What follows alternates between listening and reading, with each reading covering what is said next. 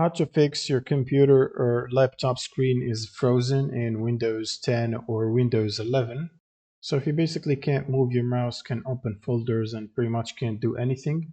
So the first thing you can do is hold down the Shift key and the Control and the Windows key and then press B on your keyboard. And your screen should flash black for a second and then come back, which is going to quickly refresh your graphics card and then check if that solves the freeze issue. Otherwise, what you can do is hold down Control, Alt, and then press on the delete or dot key on your keyboard. And this should open up this is going to open up another window which you can basically sign out of your current account or switch user or open the task manager. In this case, we will try to open up the task manager.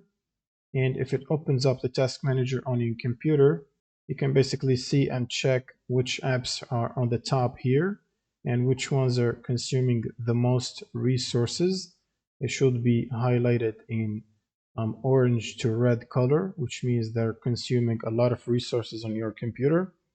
And that's potentially the reason why it's freezing and lagging. So you can basically right click on it and end task for the application that is consuming so much resources.